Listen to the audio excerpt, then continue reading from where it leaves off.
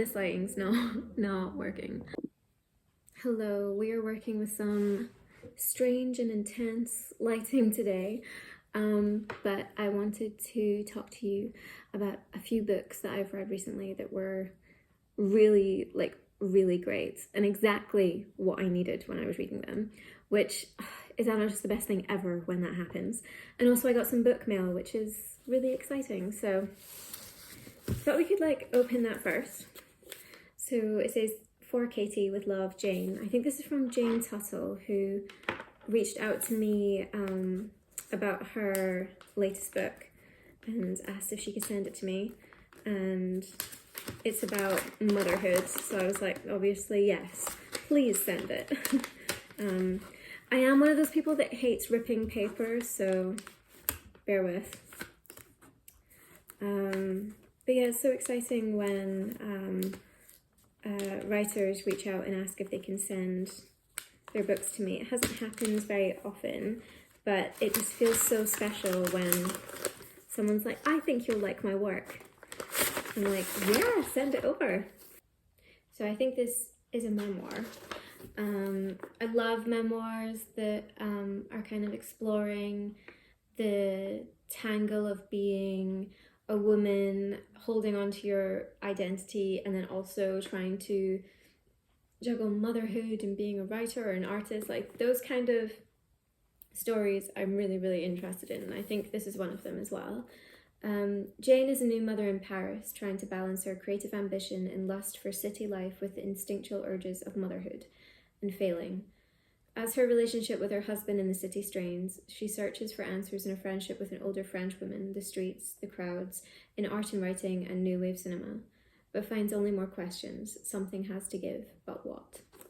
Yeah, it sounds great. Like art, writing, cinema, friendships between women, being a mother. Yeah, that sounds great. Thank you so much for sending that to me, Jayne. I really appreciate it.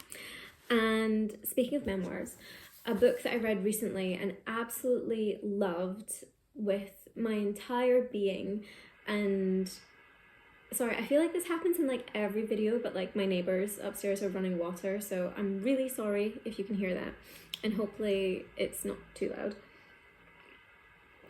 But yeah, I read a memoir recently that was something that I just really needed in the moment. The past few weeks my health has been really not great, and I've been having a lot of fatigue and just a lot of my usual symptoms, but worse. And I was just getting really down and feeling really sorry for myself and quite lonely. And this memoir, I picked it up, and I felt very recognized reading it.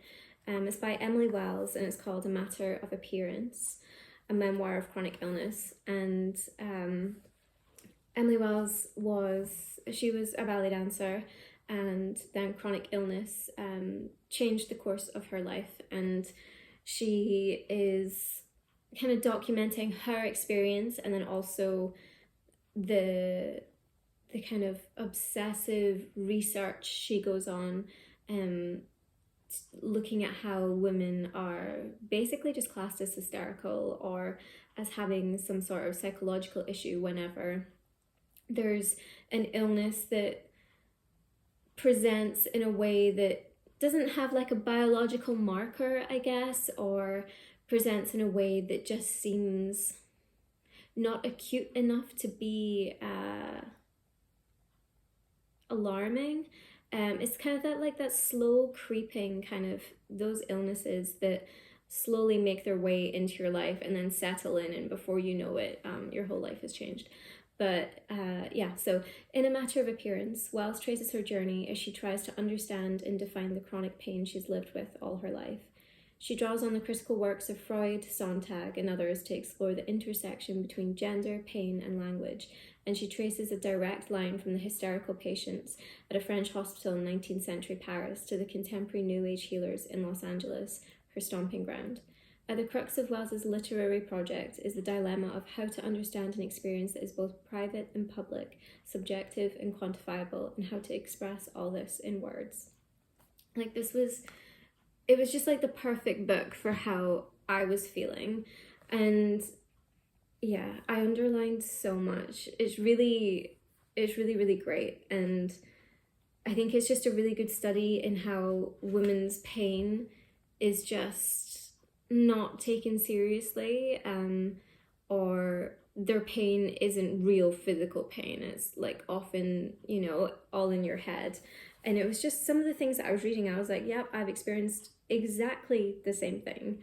Yeah, this is how I was feeling basically, and why I picked up the book. It is hard, perhaps impossible, to contemplate one's medical legibility, the chasm between suffering and what can be found to be wrong, without self-pity. And like I feel a lot of shame for feeling like pity for myself sometimes, and like I have this strong want to like not be self-pitying, and it feels like such a negative thing to feel. And yeah, it's like if I feel sorry for myself, it's like, am I just, why am I trying to draw attention to this? And it's like, oh, because I'm actually like in pain and suffering and maybe want legitimate care. But for some reason I have this like a lot of shame around feeling like pity for myself, even though I wouldn't hesitate to give like compassion and patience and understanding to another person. It can be so hard to turn that action and give it to ourselves. Like I think that's very well documented, that giving compassion to others is so much easier than giving it to ourselves. And that becomes even harder when doctors don't give you like standard care. Like it's not even standard, never mind gold standard. It's like they give you subpar care, they don't listen to you, they brush everything off. Like it becomes really hard to kind of legitimize your experience when professionals aren't listening to you. And I feel like this memoir really just kind of crystallized that feeling so well. In my childhood, my illness was treated as a metaphor. I simply felt too much. I sounded crazy to civilians, a young woman who spoke about her body as though it were her essential stake in the world, an entity capable of moods entirely separate from her own, hysteric, unable to control herself. They were correct about that much. Like, that was my experience in childhood too. Like, I was just overly sensitive, someone who has really big feelings and feels too much and takes everything too personally and is just really sensitive to any kind of stimuli. And it's like, I am sensitive and I do have big feelings, but that doesn't mean that there isn't also like a physical thing that is wrong with me as well. Yeah, I thought this was just, it was like reading my own experience. And I think it's also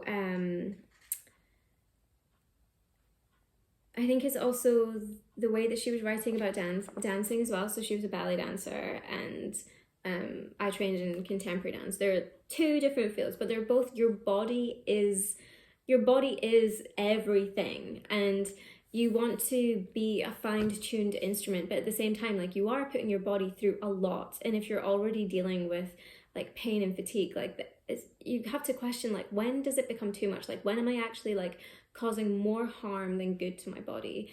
And as someone who really had their whole identity wrapped up in like dance, because, you know, it's my first love, it's my true love, it's like everything to me, my identity is like in that. I took it so seriously. Trying to extricate my identity from that part of my life has been so hard. And it's very much okay, who am I now? What am I worth now if I'm not doing that? It's been a really, really hard journey that I'm still dealing with. Like, I still have so much grief about not living the life that I had worked towards and like really envisioned for myself and like wanted with like every part of my being. Like, knowing that that isn't really gonna pan out for me is really, really hard. And so reading this just felt like, you know, like just like that resonant space was created where I felt seen, I felt heard, I felt understood. And it's a really heavy, sad thing that I carry about and feel quite a lot of self-pity about. But, you know, it gave me a lot of hope, because having that level of like passion and want, like, it isn't contained to like one avenue. Like it isn't just about dance. Like I just have so much like passion and curiosity and like want to experience and create, and I can like mold the avenue to be something different. It might take time, but like it'll slowly get there, you know. And this book really, really helped. It really like validated me. And then off the back of that, I read something that I have the worst cover in the world for this book, okay? Like don't look at it. It's so bad. It's so bad. But I read Pure Color by Sheila Heti, and oh my god, this book is so beautiful. It is a book that I've been wanting to read since it came out, and I feel like everyone was reading it and it was very divisive. I think a lot of people were like, why is she a leaf? And then a lot of other people were like, wow, it really made me think more about the universe and like our purpose for being here. And I'm definitely in that second camp. Like it felt like a very beautiful philosophical meditation on the meaning of life. And I loved this book so much. It just felt like a warm hug. So the synopsis: what if this world is just a first draft made by some great artist? What if this world is just a first draft made by some great artist in order to be destroyed? In this first draft, a woman named Mira leaves home to study. There she meets Annie, whose tremendous power opens Mira's chest like a portal to what she doesn't know. When Mira is older, her beloved father dies, and she enters that strange and dizzying dimension that true loss opens up.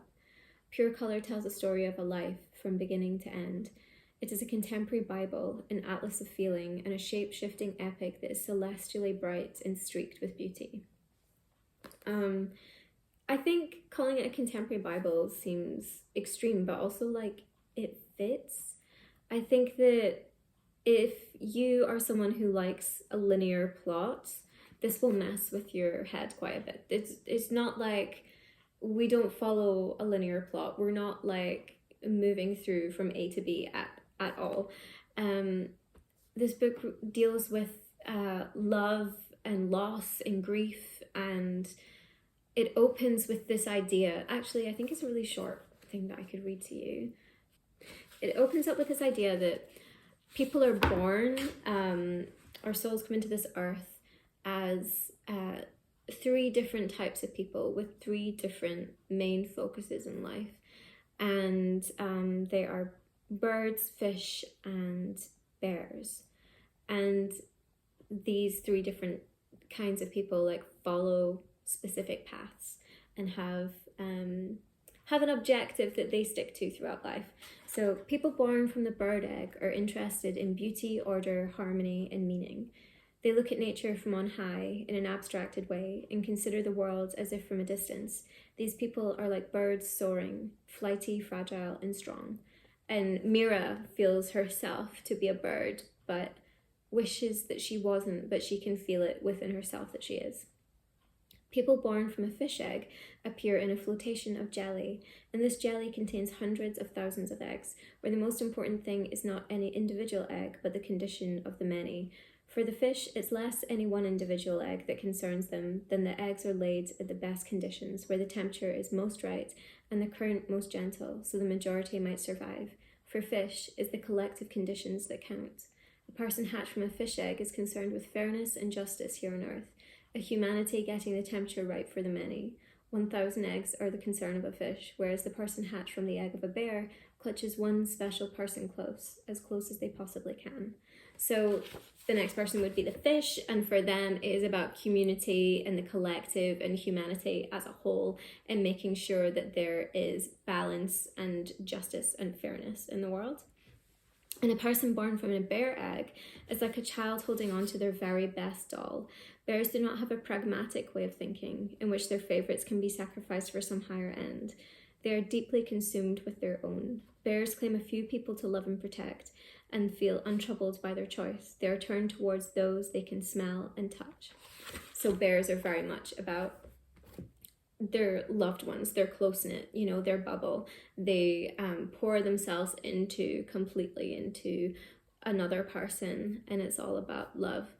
And it's just such a beautiful way of looking at things, and how we love to, as people, we love to try and create order by putting people in boxes.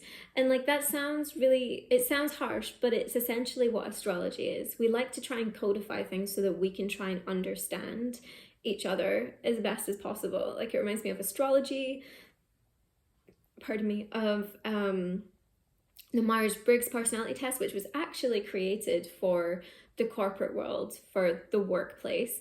But and it's also to identify the kind of people that would make the best workers and who would make the worst workers and who not to hire. And I kind of wear it with a badge of honor that I am like the worst person, like the worst personality type to hire in a corporate setting as an INFP. And like, I love that for me. Like, yes, I know that I wouldn't work well in a corporate situation, and I don't feel ashamed about that. What else? Like the Enneagram thing as well. We do like to try and codify and understand one another, and I feel like the bird, the fish, and the bear is another way of looking at that. And I don't think there's anything wrong with it. I think it's just a real want to understand people's motivations in life and why they are the way that they are. And I definitely relate to wanting to be able to see people like that so that I can understand them better. I think it also helps me understand myself better. Like, I really relate to being an INFP. Like, I do so much. They're, you know, like, they're the daydreamer. Like, that is me. And I also really relate to being a Scorpio. But I also really relate to like all the Virgo placements in my chart. I have a Scorpio stellium and a Virgo stellium. So like, I really relate to those two signs like so much. And yeah, I think that a lot of people think it's like a load of nonsense, but I like it. And I think it helps us understand like our personal narrative in life and understand others. And as long as you're not like strictly holding these barriers and these boundaries, because that's, I think then you start to get in trouble with it all. It can be a fun thing. It can be something that can just, you know, give you an interesting lens to look on life with. But don't prescribe things to people, okay? Like, let them be themselves. But yeah, this book kind of starts with that idea. And then we get to know Mira a bit, and she is a strange, sensitive little soul, and I really liked her. And she loses her father and is trying to deal with the grief. And I think this is where it lost a lot of people. She ends up in a leaf, like in an actual leaf of a tree with her father. And while she's in this leaf, she's just, you know, contemplating life and watching the world go by. And then all of a sudden she sees Annie and wants to be with her. She wants to break free from this leaf. She wants to be more involved with her life. And I just think it's a really beautiful philosophical look on what life means, and, you know, why are we here and what are we doing with our time here. And there's a running thread throughout about our universe being the first draft, and that we're nearing the end of the first draft, and what has it all meant, and how will, you know, the next draft of the world look given how we have treated the earth and one another. And if you like to think about things in like a big scale and on a personal scale, I think it's a really good book. But I feel like everyone has read it, and I'm the last possible person to read it. And then a completely different book and feel, but at the same time like fairly similar in terms of themes, is Train Dreams by Denis Johnson. And I read this because the film was coming out, and I'd seen stills from it and it looked gorgeous, and I was like, oh, I have that on the shelf, like maybe I should just pick it up and read it, because it's extremely short. I read it in like one evening, and it's the story of a life. It is the story of one man and his life, and it is so full of feeling. It's so brutal. So Robert Grenier is a day labourer in the American West, felling the trees that feed the railways. It is the start of the 20th century and the world is changing at a rapid pace. But life is fragile in the wilds of the frontier. Disease and forest fires are rife. Buffeted by the loss of his family, Grenier journeys, struggling to make sense of the bewildering changes transforming the nation. So we have like a big shift in like the world at the time, like moving towards something that's much more industrial. So that's kind of the backdrop of his life, but is about the personal far more. It's very, very, very, it's a very emotional book and a very emotional film. I feel like the adaptation is done perfectly. I really, really enjoyed it as an adaptation.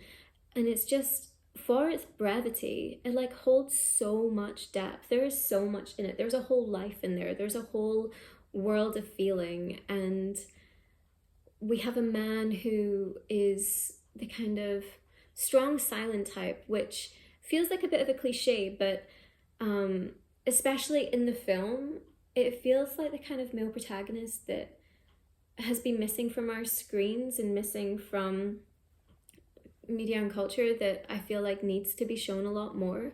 It's a man who is strong through his vulnerability. Like his softness and his vulnerability are front and center in his character. Like he is not coming in with any kind of like bravado. He's clear about what he wants. He shows a lot of love, a lot of support, and yeah, like his sensitivity, his vulnerability, his softness, like that is his strength, and it's a beautiful portrayal of this character. And again, it's a book about like pure color. It's a book about loss and grief, and it's extremely moving. It's extremely sad. And like I said, for its brevity, like it holds so much depth. So if you need to cry, like I would suggest that book, and especially the film. The film is just so gorgeous. It's really, really beautiful. And it puts nature like front and center. And the nature shots are just like, the landscapes are so stunning. And it's not that it feels like nature isn't just a backdrop that the action is carried out on. It feels very much like a character. Like people are interacting with nature, and nature is witnessing, you know, everything that is passing on by. And it's really gorgeous. And then I also did an audiobook because I was doing a lot of lying down in the dark recently. And I fancied something long and very different to these books. So these books are like, especially these two, are very typical of the kind of thing that I like to read. They have beautiful writing, and they're very much about like figuring out how to get through a life. Like what does it mean to be a woman? What does it mean to be sick? What does it mean to be a writer? What does it mean to love? What does it mean to lose? Like all those kind of themes are things that I gravitate towards very naturally and enjoy.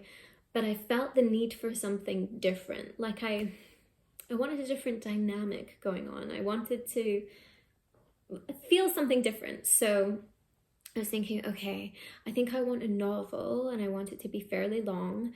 And I want it to be maybe a little bit dark and twisty, and something that can really hold my attention if I'm just like lying down in the dark and just listening to an audiobook. And so I listened to The Shards by Bret, Easton, Ellis. And I've never read any Bret Easton Ellis before. I've obviously seen American Psycho, and I love that film. I think it's a great film. And so I knew that I would be in for something very extreme and violent. And yeah, it definitely gave extreme and violent. So we have a group of teenagers who are they're entering into their senior year of high school, so their final year, and it captures this, like, you know, the micro dramas that happen within the friend group as a teenager, but also the ennui and just boredom of like, waiting to be an adult, like waiting to leave school and like really start your life.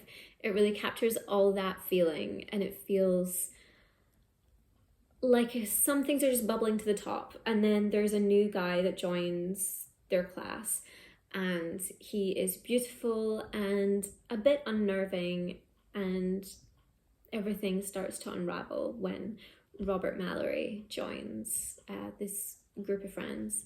So it's a fictionalized memoir of Bret Easton Ellis's final year of school, which I think is a great thing to play around with. And there's just, it feels very much of a time and a place. There's so many like good references to cars and books and films and music that like situate you in 1981 in Beverly Hills. And the whole thing for me felt like 90210, like a teen drama crossed with Scream, a teen slasher, because as they're going through their the autumn of their final year of school, because it's just set over like a few months, there is in the background there is a cult operating that seemed very menacing, and then there's also a serial killer attacking teenagers in their area, and there's been home invasions, and pets are missing, and bodies are being found, and it's very, very unnerving. But then you see that play out against teenagers who are so engrossed in their personal lives, you know, like that is, to them, it's like the next party, the next get together, the next football game, the next whatever is like the be all and end all. And then you've got this extreme like threat of death in the background of all of that. It felt it was so different from whatever I usually read, but I had a good time reading it. Like it did remind me so much of Scream, which is a film that I love. And yeah, as an audiobook, I think I enjoyed it a lot more than I would have if I had read a physical copy.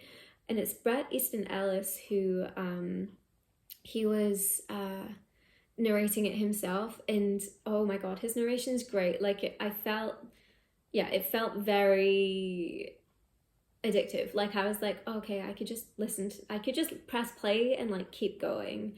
And it isn't my usual kind of book at all, but I had such great fun with it. But I think within the first 5-10 minutes, I was like, oh, I bet you that the rights have been sold and this is going to be made into like a drama TV series. And it has, and I can see why.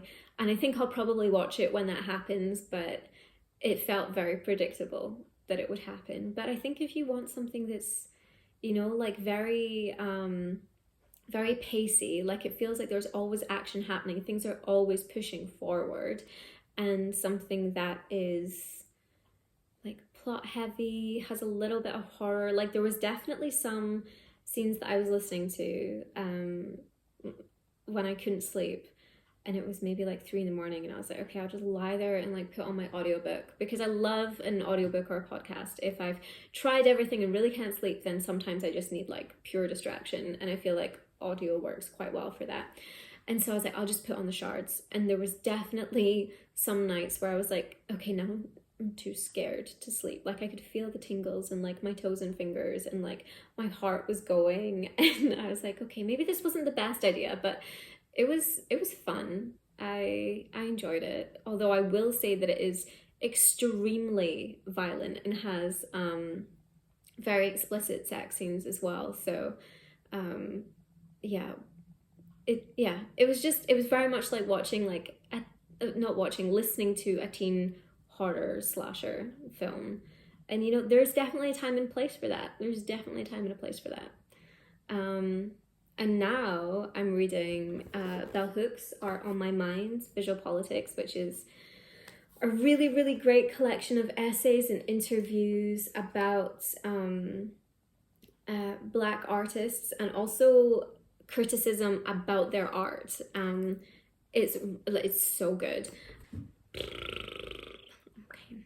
In this exhilarating collection of essays, critiques, and interviews, the renowned feminist cultural critic Bell Hooks explores questions of producing, exhibiting, and writing about art in a world of identity politics. She shares her own experience of the transformative power of art while discussing everything from education and the imagination to how art can be empowering within the Black community. Pardon me. Speaking with artists such as Carrie-Mae Weems and Alison Sarr and examining the work of Basquiat and Felix Gonzalez Torres, art in my mind is an act of cultural reclamation and of critical resistance, one which asks us all to think about art in an expansive, political, and liberating way. So good. I'm like about halfway through now, and I'm really enjoying it. I love art criticism. I haven't read much Bell Hooks. I think I've only read one other Bell Hooks, Feminism is for Everybody, which was great. And yeah, it has the cutest cover in the world. I think I've maybe mentioned this before on here. I think it was one of the books that I really wanted to read by the end of the year. Anyway, like, that is the cutest cover I've ever seen in my life. And oh my god, she's just so intelligent. I mean, that's nothing new. Everybody knows that Bell Hooks has a great mind. But I didn't know that she was also a painter. Like, she loved art at school, but was obviously told that it wasn't an avenue for her to follow.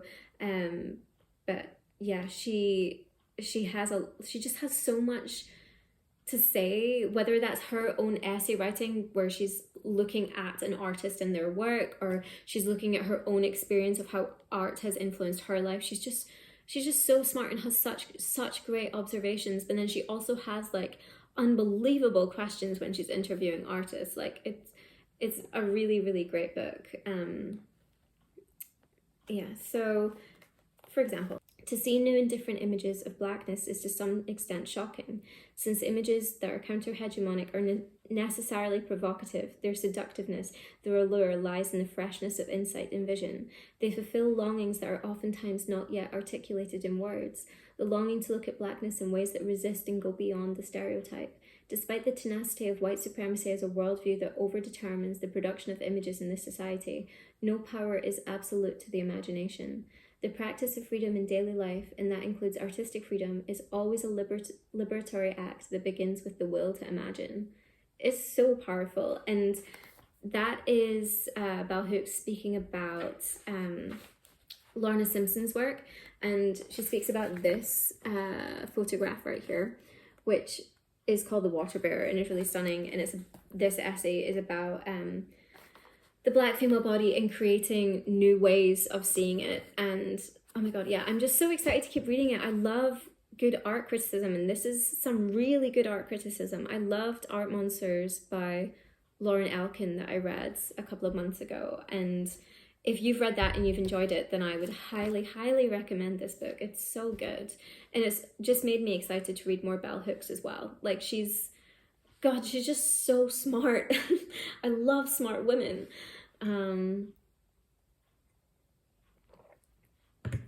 I feel like that's all the reading I have to update you on.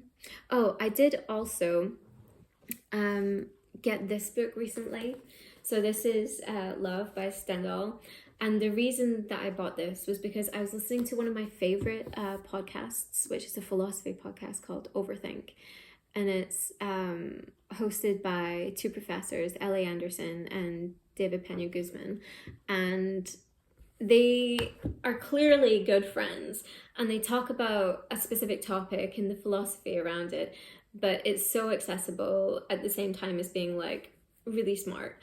And they were talking about limerence, which I find fascinating. So Ellie Anderson does a lot of work on the philosophy of the self, the philosophy of love and sex and romance and relationships, and I'm very interested in that kind of philosophy.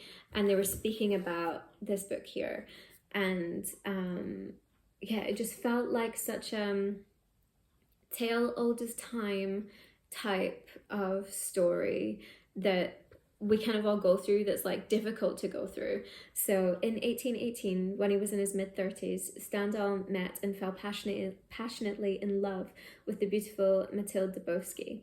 She, however, was quick to make it clear that she did not return his affections, and in his despair he turned to the written word to exercise his love and explain his feelings.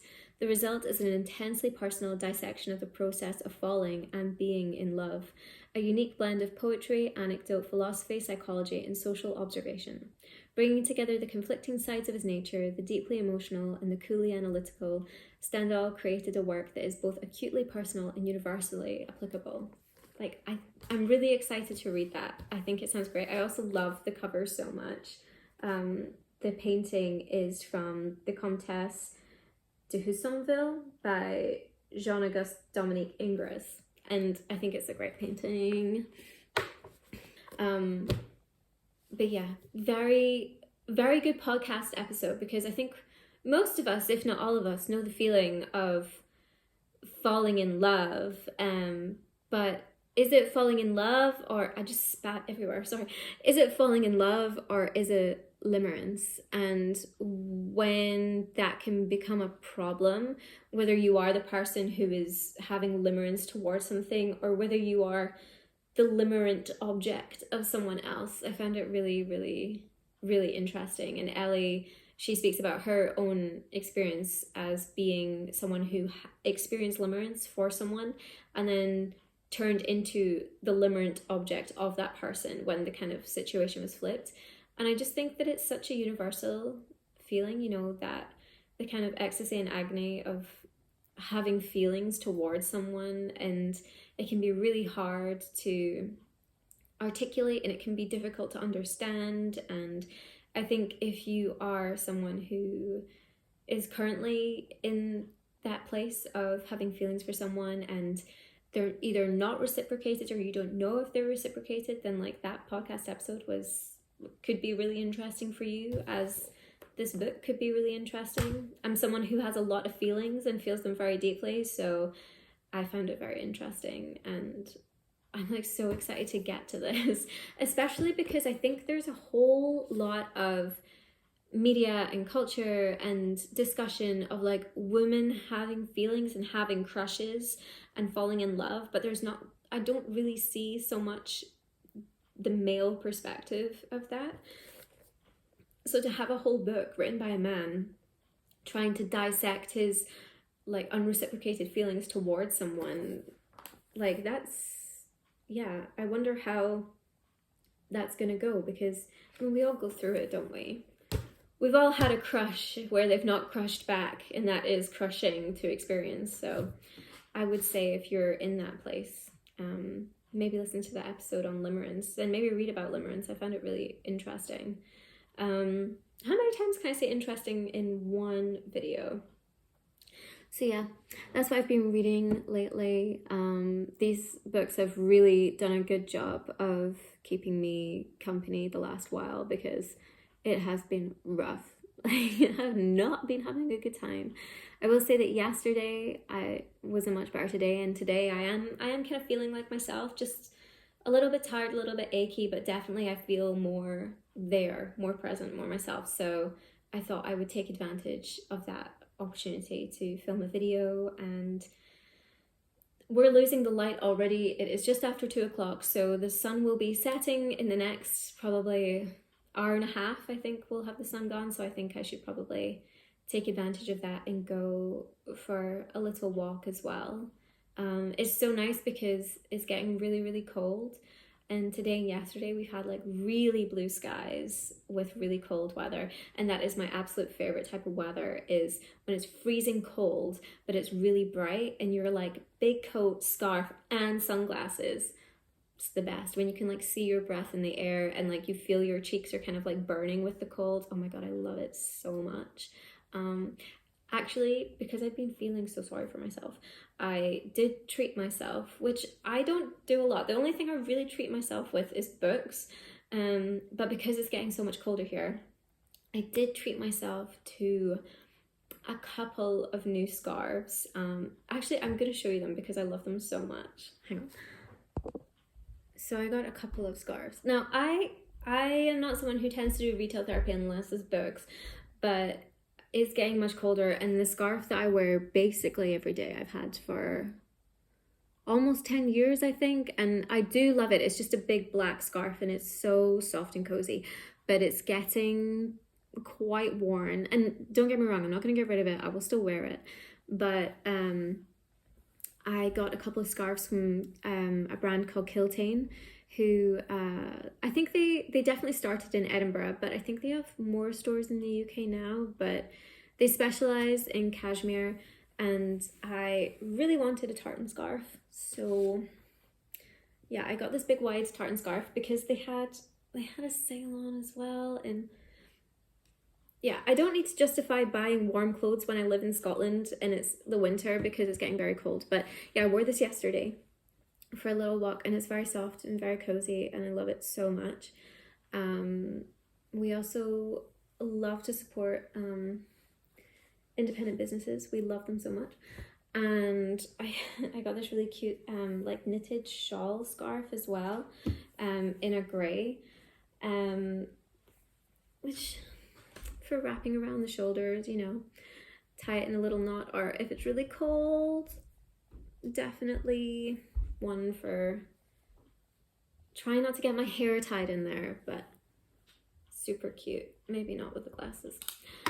Super cute. My favorite weather is definitely like the very, very cold, very, very bright weather, and it's perfect scarf weather and it's freezing, so yeah, I treated myself to some scarves. Look, clearly I'm talking about it so much because I get a lot of guilt when I buy things. I'm not gonna lie, like I have a lot of, it's not buyer's remorse because I had, you know, I had the money to treat myself and very practical things to keep me cozy. It's winter in Scotland, but I don't know, I just really struggle to spend money on myself like that. Like I do find it hard, not on books. I feel like buying books feels so different because, well, I don't know why because, but it does. But yeah, I am in love with these beautiful scarves and can't wait to go out on a walk and wear them. So that's what I'm gonna go do now. I hope wherever you are, you're reading something good. Have you read any of these books that I've read? Because all of these were so great. I feel like Pure Colour was very divisive when it came out, but if you've read any of these, I would love to hear your thoughts. And also, is there something that you're really wanting to read before the end of the year? Because it's going to be December tomorrow, which is wild. Like, how did we get there? How is it December tomorrow? I have no idea, but I have been thinking, like, ooh, okay, what do I want to read before the year's over? And I know that Bell Hooks was one of them, so I'm glad I started this. But what about you? Do you have any books that you want to read before the year's over? Please tell me, I'd love to know. Thank you so much for watching and listening to me ramble about books and scarves this time, and I'll see you next time.